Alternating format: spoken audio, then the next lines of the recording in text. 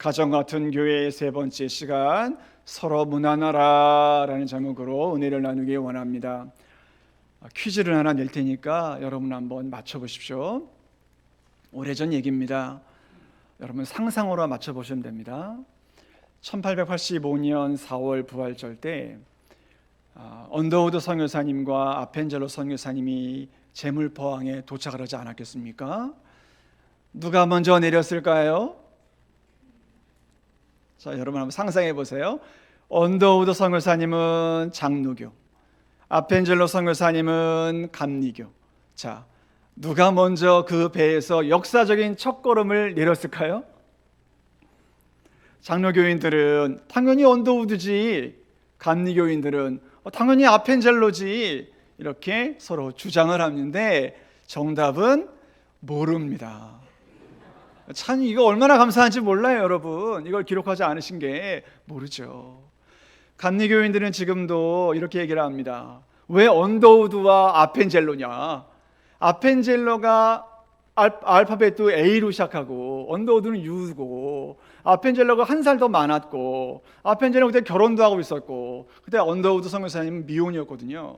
당연히 아펜젤로와 언더우드지, 아니 장로교 니들이 좀 더 세다고 왜 언더우드와 아펜젤로야? 이렇게 항의하는 분들도 있습니다. 그런데 감리교회 이제 어르신들하고 교수님들은 그게 유치한 소리를 하냐, 그런 소리 하지 마라, 이렇게 이야기도 하십니다.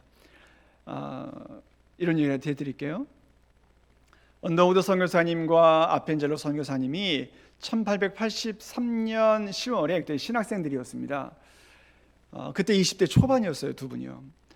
신학생으로 이제 미국의 코네티컷 주에 있는 어느 교회에서 초교파 신학생들이 모여가지고 선교 어떤 수련회를 하고 있었어요. 그때 언더우드 선교사님은 사실은 인도에 가려고 그랬거든요. 그게 자기의 부르심 영상을 했던 거예요. 그런데 거기서 무슨 부르심을 받냐면 How about Korea? 이런 음성을 듣습니다. 그러니까 조선은 어찌할꼬? 라는 음성을 듣게 됩니다. 그래서 인도에 가시려다가 조선으로 오게 됩니다. 동시에 아펜젤로 선교사님은 원래 일본 선교를 하려고 꿈을 꾸고 있었거든요. 그런데 같이 기숙사방을 쓰는 어떤 신학생이 일본이 아니라 나 대신 조선에 가면 어때? 이런 얘기를 합니다. 그러니까 그걸 하나님의 음성으로 받고 조선에 가게 됩니다. 그러니까 이 두 분이 같이 이제 조선으로 오게 된 거였어요. 그리고 조선에 이제 도착합니다. 같이 이제 복음을 전하죠. 근데 한 분은 장로교, 한 분은 이제 감리교인데 이 두 분이 참 감사하게도요, 마음을 같이 합니다. 마음을 같이 해서 어떻게 하냐면 1887년 2월에 정동에 있는, 정동, 서울에 정동에 있는 언더우드 선교사님의 그 방에서 네 분이 모입니다.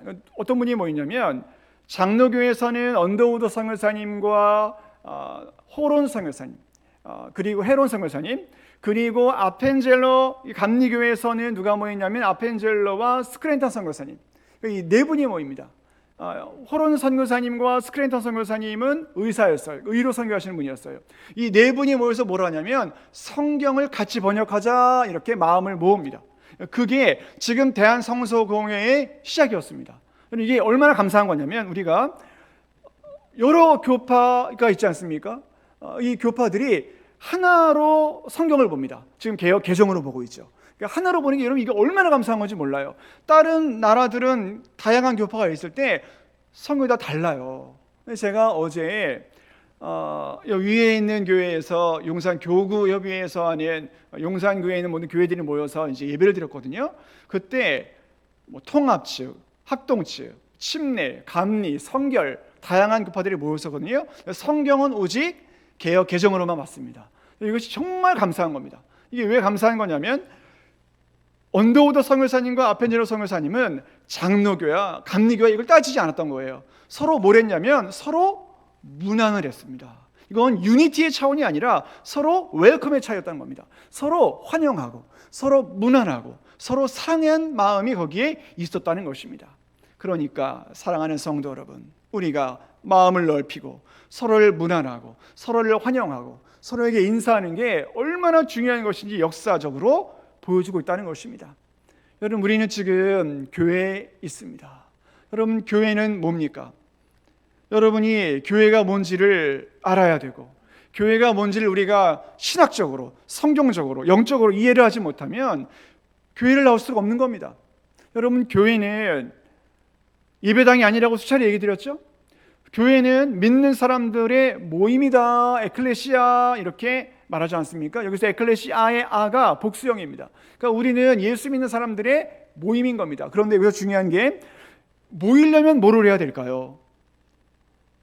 교제가 있어야 되는 겁니다. 모이려면 서로 문안을 해야 되는 겁니다. 저 사람이 어떤 생각 갖고 있는지, 저 사람이 어떤 아픔이 있는지, 기도 제목이 뭔지, 이걸 모르면 모임을 할 수가 없는 거죠. 자, 그래서 오늘 이 본문이 중요합니다. 자, 오늘 이 본문을 보시면 이런 배경이 있습니다. 이거 지금 고린도전서 마지막 부분인데, 우리가 너무나 잘 아는 브리스길라와 아굴라 부부가 나오죠. 이 브리스길라와 아굴라는 사도행전 18장 1절 이하에 원래 로마에 살았던 사람들이죠. 이 브리스가의 집이 부자였습니다. 이 집이 이 천막 만드는 집이었거든요. 그러니까 장막 만드는 집이었습니다. 오늘날로 말하면 건축업자예요. 부자였습니다. 그리고 이제 아굴라는 같이 브리스가를 만나서 결혼을 했죠. 로마에 살고 있었는데, 그때 이 로마 제국에서부터 핍박이 시작돼서 모든 유대인들을 소개령 쫓아냅니다. 그래서 이 브리스길라와 아굴라가 어디로 가냐면 고린도로 갑니다. 이 고린도로 가서 지내고 있는데 누구를 만나냐면 바울을 만나네요. 바울이라는 사람이 온 겁니다. 처음에 브리스길라와 아굴라는 누구야 했을 겁니다. 그럼에도 그 브리스길라와 아굴라 부부가 웰컴, 환영을 한 겁니다. 환대를 한 거죠. 그러니까 이 부분이 바로 히브리서 13장 1절 2절에 나오는 대로 영접한 거죠. 나그네를 받아들인 겁니다. 문안을 받아들인 겁니다. 그리고 나서 거기에서부터 고린도 교회가 시작이 된 겁니다. 그런데 오늘 이 본문을 보십시오. 지금 고린도전서 마지막 부분에 바울이 브리스길라와 아굴라 얘기를 합니다. 자, 이 부분 한번 보십시오. 오늘 이 본문을 제가 성경 원문으로 직역해 드리니까 잘 들어보십시오. 이곳 소아시아의 여러 교회가 여러분에게 문안드립니다. 아굴라와 브리스가가 자신의 집에 모이는 교회와 함께 주님 안에서 진심으로 문안을 드립니다. 그 밖에 모든 교우들의 문안도 받아주십시오. 여러분, 거룩한 입맞춤으로 서로 인사하십시오, 이것입니다. 여러분, 여기에 보면 문안이라는 단어가 반복되죠. 이 문안이라는 단어는 바울에게 중요했는데 왜 중요했냐면, 사복음서와 신약성경에 나오는 이 문안이라는 단어가 59번 등장합니다. 그럼 이 59번 중에 41번을 바울이 씁니다. 왜 이 문안이 중요했을까요? 마지막 때니까. 마지막 때가 다가오고 있으니까 문안이 중요했던 겁니다.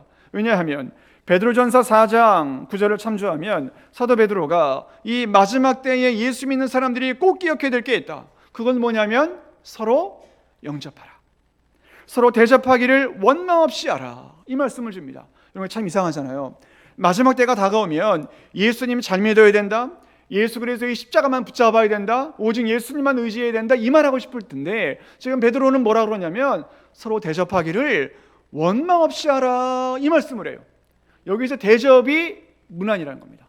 서로 문안하라는 거예요. 왜 그랬을까요? 왜 이것이 중요했을까요? 여러분, 우리는 지금 교회에 나와 있죠. 교회의 핵심은 누가 뭐라 그래도 십자가 복음입니다. 우린 너무나 잘 알죠. 여러분, 그런데 십자가 복음을 믿으세요, 십자가 복음을 받아들이세요, 우린 다 아멘합니다. 왜요? 추상적이니까요.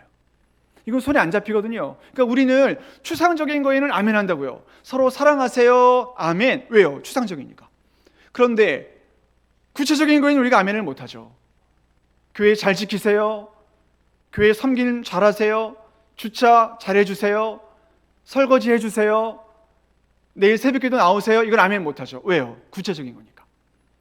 너희가 서로 영접하라, 너희가 서로 문안하라, 왜 못할까요? 왜 어려울까요? 이건 구체적인 거니까. 이건 내 집을 열어야 되고, 내 집을 치워야 되고, 내가 밥을 해야 되고, 내가 차를 끓여야 되고, 저 사람이 내 집에 들어와야 되는 구체적인 거거든요. 그러니까 못하는 겁니다. 그래서 바울이 구체적으로 우리들에게 말합니다. 문안하라, 너희가 서로 문안하라. 무려 49번 이상이나 계속해서 문안하라 우리들에게 강조하고 있는 것입니다. 사랑하는 우리 남산교회 성도 여러분, 서로 문안해야 됩니다. 일방적인 문안이 아니라 서로 문안하라, 이것이 우리들에게 필요하다는 것입니다. 그래서 오늘 이 본문을 우리가 잘 보면 이 장면이 나옵니다. 자, 이 부분에서 19절을 보십시오. 다시 한번 보십시오. 아굴라와 브리스가가 자신의 집에 있는 교회와 함께 주님 안에서 진심으로 문안드립니다 말씀합니다. 여기서 여러분 중요한 단어가 나오는데 집과 교회가 같이 나옵니다.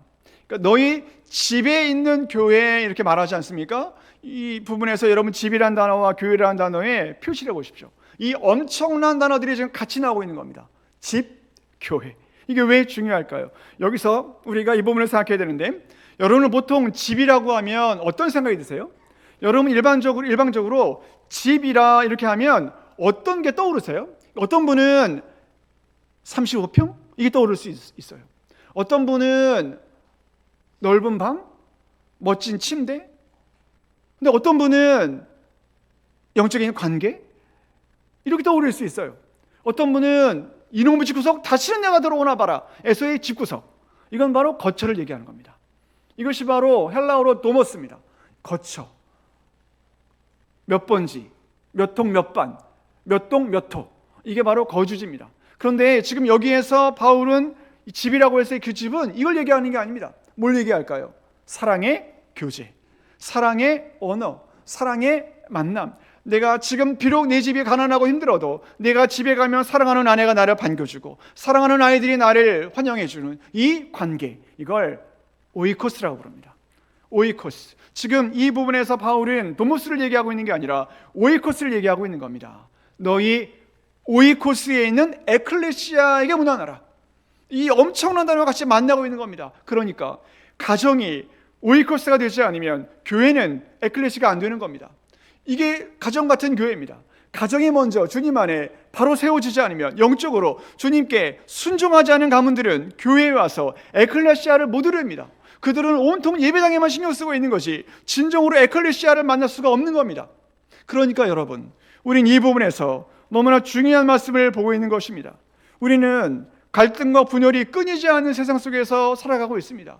우리는 지금 이 나라에서 유일하게 세계에서 분단국가를 살아가고 있고, 정확하게 동서로 찢어져 있고, 계층 간에 또한 여러 부분에서 나누어지고 있는 시대를 살아가고 있습니다. 바로 이때 우리는 늘 기억해야 되는 것은, 왜 바울이 이렇게 말씀했을까? 왜 서로 문안하라 말씀했을까?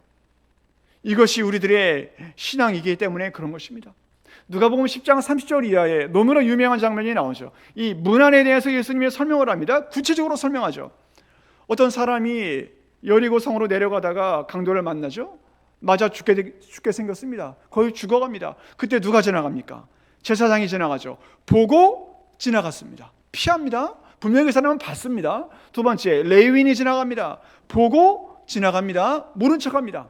그런데 유대인들이 그토록 싫어하는 사마리아 사람 하나가 지나가죠. 이 사람이 어떻게 합니까? 가까이 갑니다. 상처를 씻어주죠. 닦아줍니다. 그리고 자기가 거처하는 곳으로 데려갑니다. 주막 주인에게 뭐라고 얘기합니까? 내가 다시 돌아오면 돈을 더 드릴 테니까 돌봐주십시오 얘기하죠. 그리고 나서 마지막에 예수님이 뭐라고 물어봅니까? 누가 강도 만난 자의 이웃이냐 물어보잖아요. 거기서 이웃이라는 단어가 바로 뭐냐면, 오늘 이 문안과 똑같은데, 누가 강도 만난 자를 문안했느냐 물어보시는 겁니다. 자, 그러니까 왜 예수님께서 이 단어를 썼을까요? 요한복음 1장 10절 11절에 보면 너무나 유명한 말씀이 나오죠. 예수님이 이 땅 가운데 왔습니다. 예수님이 이 땅을 창조하셨죠. 예수님이 이 땅을 창조하시고 하나님의 형상도 창조하셨습니다. 그런데 하나님의 백성들이 예수님을 영접했습니까? 영접하지 않았습니다. 이 가슴 아픈 사건이 시작된 겁니다. 예수님께서 사람들을 만드셨는데도, 그 주인이 왔는데도 영접하지 않은 거죠. 그리고 지금도 영접하지 않습니다. 요한계시록 3장 10절에 주님께서 말씀합니다. 내가 문 밖에 서서 두드리노니, 문 안에 계시는 게 아니에요. 지금도요. 요한계시록에서도 문 밖에 계시는 거예요. 문 밖에서 두드리노니, 열면, 이게 서로 문안한 겁니다. 예수님이 두드리면 열어야죠. 그게 서로 문안인 거죠. 문안하면, 예수님을 받아들이면 내가 그와 더불어 먹고 그는 나와 더불어 먹으리라. 믿음의 에클레시아, 믿음의 교제가 일어나게 된다는 것입니다. 사랑하는 성도 여러분, 제가 좋아하는 어느 교회가 그 해 표를 줬습니다. 표가 뭐냐면 인사 잘합시다 였어요. 인사 잘합시다. 성도들이 이거 너무 유치하다고 막 반발을 했죠.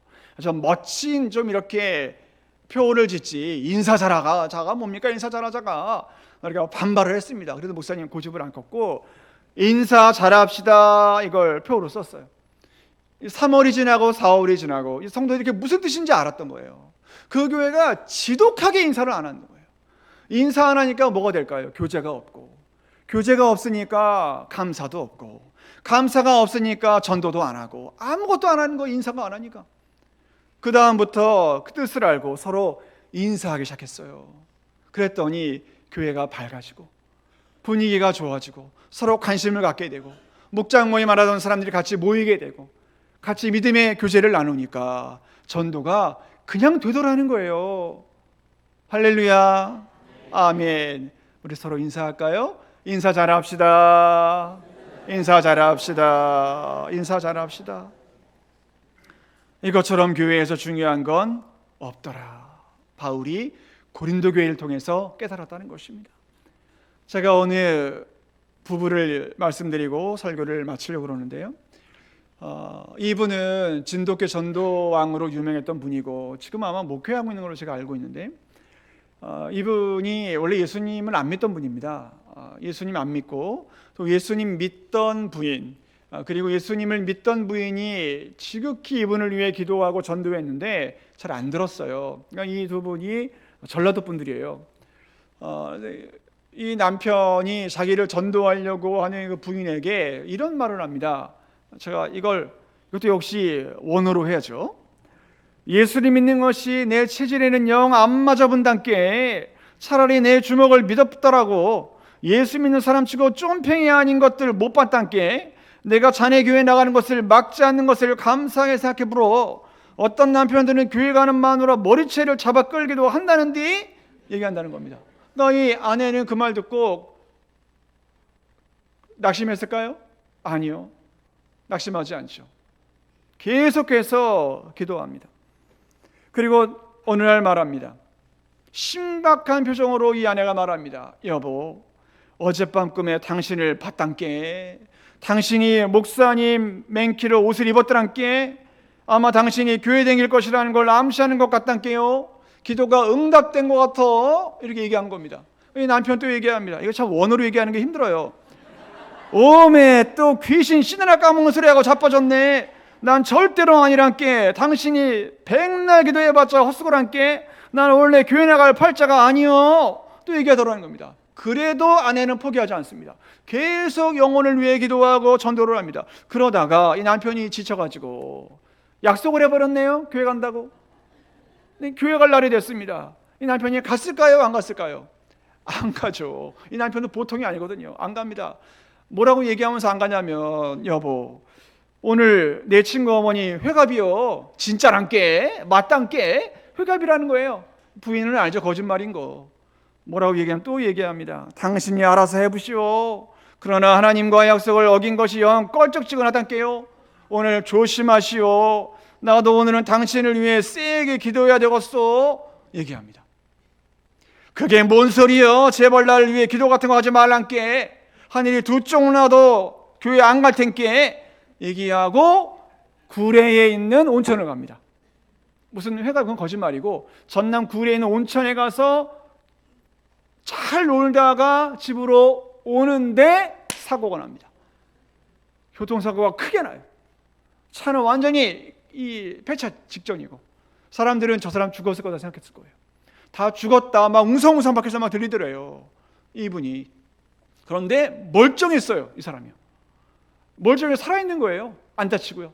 그때 아내가 아침에 했던 말 내가 당신을 위해 세게 기도해 볼란께 이 말이 생각이 났던 거예요. 그리고 예수님을 이분이 만나게 됩니다. 그 부인 그 아내 집사님이 계속해서 그 남편 집사님에게 했던 거 이걸 문안이라 그러는 겁니다. 계속해서 문안을 한 거죠. 저 영혼이 저 굳은 마음이 예수님을 만날 수 있도록 계속해서 문안을 한 거죠. 영적으로 또 관계적으로 또 육적으로 계속해서 문안을 한 거죠. 서로 문안하라. 그게 교회니까. 서로 문안하라. 그것이 정말 주님이 원하시는 거니까. 사랑하는 성도 여러분, 예수님께서 이 땅 가운데 오셨습니다. 너무 감사한 일이죠. 예수님 이 땅 가운데 오셔서 뭐 하셨을까요? 예수님이 이 땅 가운데 오신 이유는 오병이의 기적 같은 기적을 막 하셔가지고 거봐 나 대단하지? 자랑하려고? 십자가에 달리셔가지고 아유 저놈들 때문에 내가 죽네 이거 내가 죽어 이걸 자랑하려고? 아니요. 그건 본질이 아니죠. 예수님 왜 오셨을까요? 영접도 안 하는데. 저것들은 영접도 하지 않는데 왜 예수님 오셨을까요? 반기지도 않는데. 속이 뒤집어지니까. 요한복음 1장도 이사야 53장도 지속적으로 말씀하는 것처럼 예수님 속이 뒤집어지니까 저것들 보면 저것들 다 지옥 갈 텐데 속이 뒤집어지시니까 창자가 들끓는 것 같으시니까 속이 뒤집어지셔가지고 저것들을 왜 내가 죽지 않으면 저것들이 구원받을 길이 없으니까 그래서 오신 거죠. 서로 무난하라. 예수님이 우리에게 지금도 두드리고 계시고 지금도 우리에게 문 열어달라고 얘기하시는데 우리는 문 받아들이지 않고 우리는 내 생각만 가지고 있고 내 고집으로만 살려고 하니 이거 어찌해야 될까? 사랑하는 남산교회 성도 여러분, 인사 잘하시고 믿음의 교제를 나누시고 하나님을 사랑하며 이웃도 사랑하셔서 진정한 오이코스가 여러분의 가정 가운데 임하시고 진정한 에클레시아의 역사가 우리 남산교회에 임하기를 원합니다. 그리함으로 하나님의 역사하심과 향기로운 이 은혜가 우리 모두에게 일어날 수 있기를 주의 이름으로 간절히 축원합니다. 아멘.